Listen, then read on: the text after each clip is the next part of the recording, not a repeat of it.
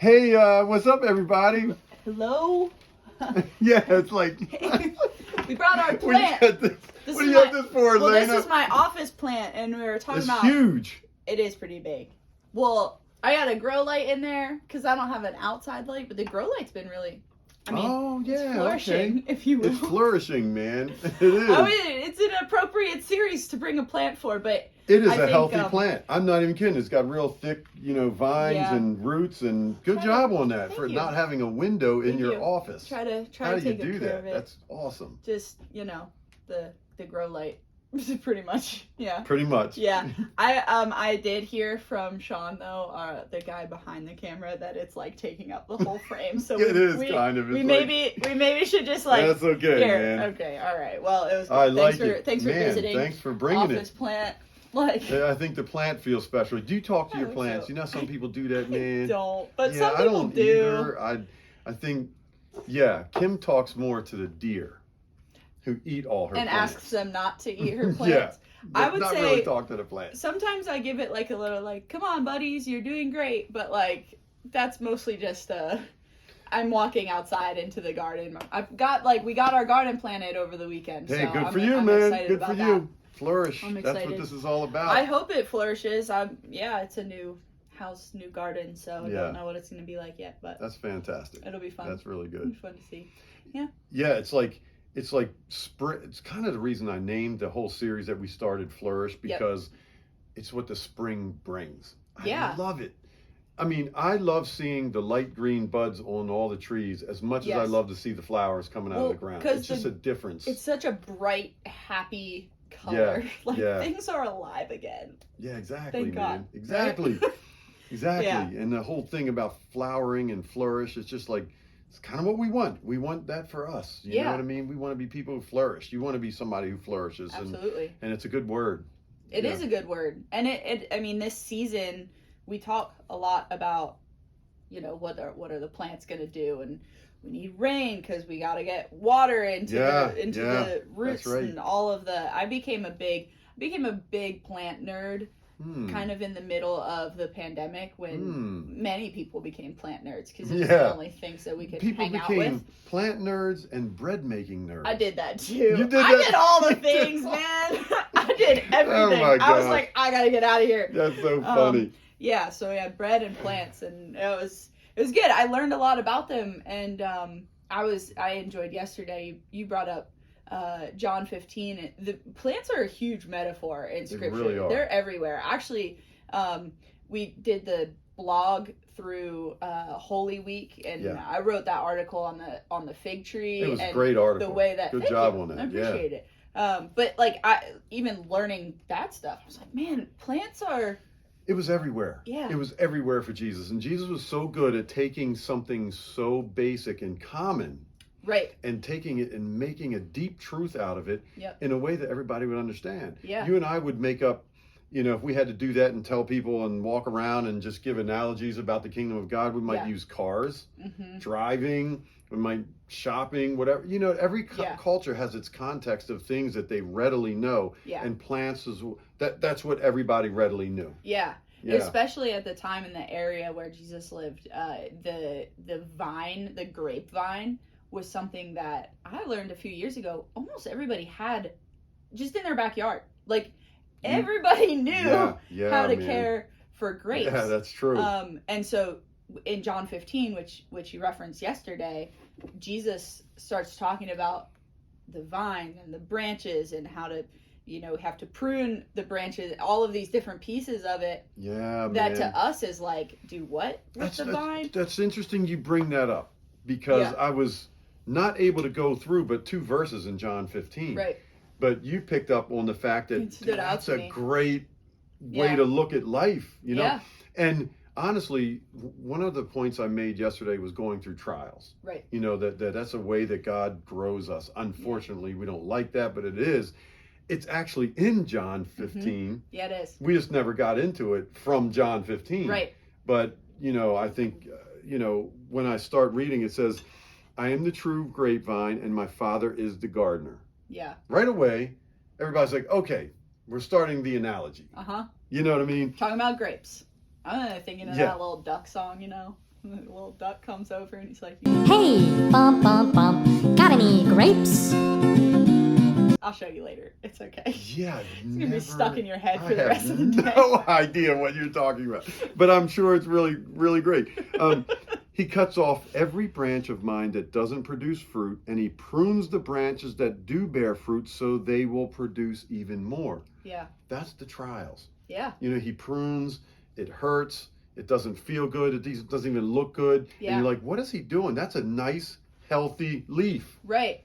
Well, that's one of the things that always stands out to me in this section when you think about, and actually, I do that with my tomato plants right now. As they're growing, if they start flowering right now, I don't want them to do that. I actually take the flowers off because they need to still grow deeper and stronger before they're strong enough to bear the fruit that I want them to give us. You have a plan for this tomato vine or whatever you call it, that to bear all this fruit, and you have to go through and kind of do the hard thing of like, I know that looks good, but it's a not perfectly good flower, but the rest of the plant isn't ready. And that's what's happening here is like, it can look really good, and that happens to us. It's really hard. Is like sometimes there's things that are really not bad things, but that we still have to figure out how to kind of prune and reshape so that we are more capable later when we're stronger. And God is about taking us who he made us and how he made us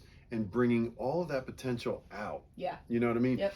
So on a grapevine, man, you can have the healthiest looking leaf, all these leaves that are sucking all the nutrients out. But our goal is not to produce leaves. Right. As beautiful as that might be, you want grapes. Yeah. So he's like, got to cut these off. And all of a sudden the thing looks kind of scraggly and bare. Yeah. But all of a sudden, tons of grapes. Yeah. You know? Which is awesome.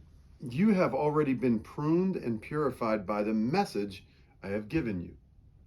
That's interesting, you know, because when we look at scripture, when we hear the message of Jesus, and when we look at that, and it readily tells us something that we've got to change. It's like, man. Is this word what's shaping us? Are we letting it prune away the things that it's telling us need to be and him having done the work that he's done on the cross of the good news, that we are just like, wow, man, we're free from all that. Yeah. He's going to prune us. Yes, certainly in our lives, we're going to go through trials, but he is going to bring us to that place where we bear more fruit. So now it's just remain in me and I will remain in you. For a branch cannot produce fruit if it is severed from the vine, and you cannot be fruitful unless you remain in me. Yeah. You know, it's always a little bit hard to talk about. It is. Because it's like, define remain. Yeah. Like, what does it mean to remain in Jesus? Okay, well, it means to stay connected. What are ways that we stay connected to each other? We talk to each other. Right. What are ways that we spend time with each other? How do we connect? Yeah. We get gifts for each other or something like that. You know what I mean? Anybody who's in a friendship, in a relationship, in a marriage or anything like that is going to have these things that we do to stay connected. Right. And it's not all that much different. Right. No, you know it's what not. I mean? Like, I just think of those three things. We stay connected through communication. Jesus talks to us through his word. Yeah. We talk to him through prayer. And even in prayer, we get that small, still voice where he kind of communicates to us. The whole gift giving, Jesus has given us so many gifts. He is the gracious gift giver. Man. But we do as well when we offer something to God and say, Jesus, I got to give this all to you. Yeah. This has been about me in the past. Now it's going to be about you, and we hand it back to him. Yeah. You know what I mean? It's like, I mean, I don't have much, but you can have what I have. Yeah, right. And he'll do something with it. Yeah. But that's what it means to remain in him, you know, daily basis, just those simple things, you know, so it's not so much different than a human relationship. Yeah. You know, person to person. It's not at all. Yes, I am the vine. You are the branches. Those who remain in me and I in them will produce much fruit. For apart from me, you can do nothing. Anyone who does not remain in me is thrown away like a useless branch and withers. Such branches are gathered into a pile to be burned. Okay? I'm looking at that and I'm like, that's harsh. Yeah, it's hard. But what it's saying is God has made us for something. Yeah. And he doesn't want for us to be thrown into a pile as worthless. None of us are worthless. Right. God created us unique and special. Every person on this planet Yep. has a place on this earth, and we all desire to do something good. Everybody, Yeah. even non-believers. Right. This does not say that there are some people who are worthless. At No, all. everybody Not has at worth. all. There's the grace that everybody has Yes. just because you wake man. up and breathe Because every you've been day. created in the image of God. Yeah. What Yep. he's saying is, don't waste it. Yeah. Don't waste it. Yeah. And something that's kind of cool about the imagery is like I'm doing this with my arm. So I'm like thinking of the vine is not the trunk, right? Mhm. There's the trunk. That's what goes into the ground is rooted Mhm. there. That's important. The vine is actually, if you go to a vineyard, right? Mhm. You see the Wires or whatever they are. The Yeah. vine is the thick like branches that go along Yeah. the wire, and the branches are what stick up, and that's where the fruit grows. The fruit doesn't grow Yeah. on like so when you think about it, it's like you're not like this vine is perfect. Okay, this vine is supplying everything, All the that is nutrients, all the needed. yeah, exactly. and each of these branches sticks up, and there's different ways that the gardeners know to prune them so that they use all of them, but they might shorten one here or like keep one longer here, and it's really fascinating interesting. to think about how And if they the gardener plan has it. the plan, has the knowledge, has the know-how, just like God does for us. Yeah. We're all different. We're all unique, but he Yeah. wants to do this.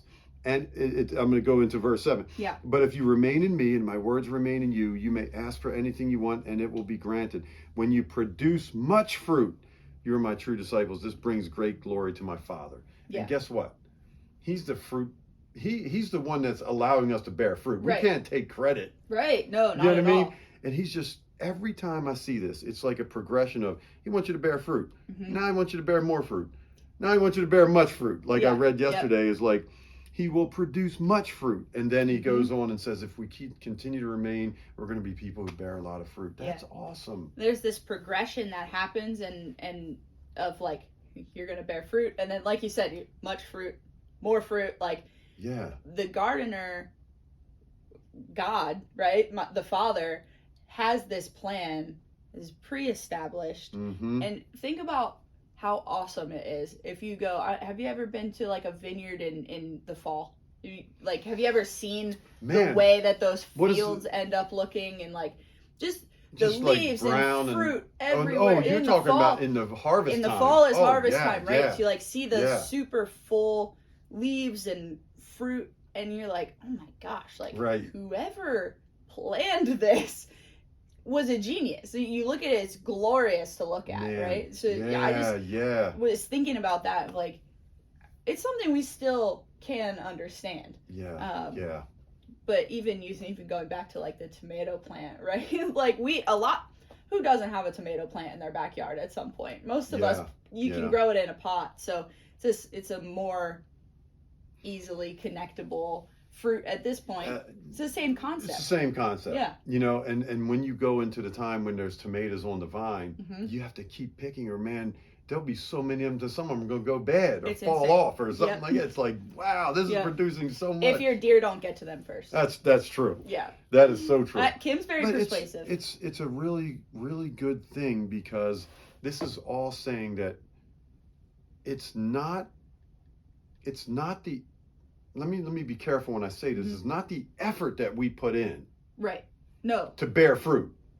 It's what we do to stay connected to Mhm. Jesus.